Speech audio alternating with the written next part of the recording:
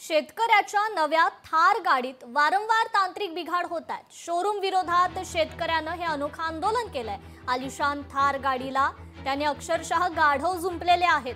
तर हा अनोखा प्रकार पाहण्यासाठी नागरिकांनी देखील गर्दी केल्याचं पाहायला मिळतंय।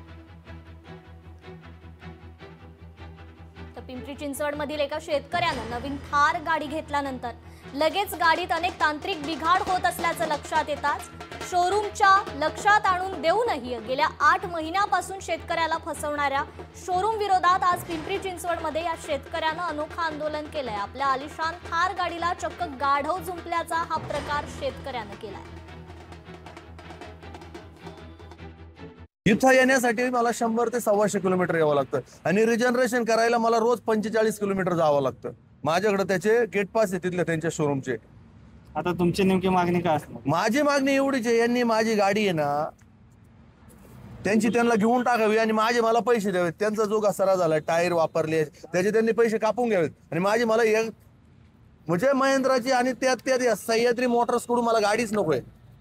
यांचे कारभार आहेत ना सगळे बोगस आहेत साहेब।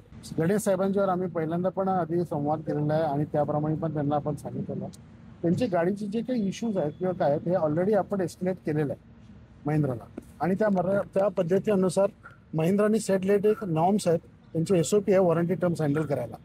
त्याप्रमाणे आम्ही त्यांना काम पण त्याबद्दल आपण त्यांना रिक्वेस्ट केलेली की रिप्लेसमेंट असेल पार्ट तर रिप्लेसमेंट करेल, रिपेअर करायचं असेल तर रिपेअर करेल, जे काय असेल काम त्यांच्याकडे ॲज पर जे काही SOP आहे त्याप्रमाणे आम्ही करून द्यायला तयार। We are service providers, we are not manufacturers.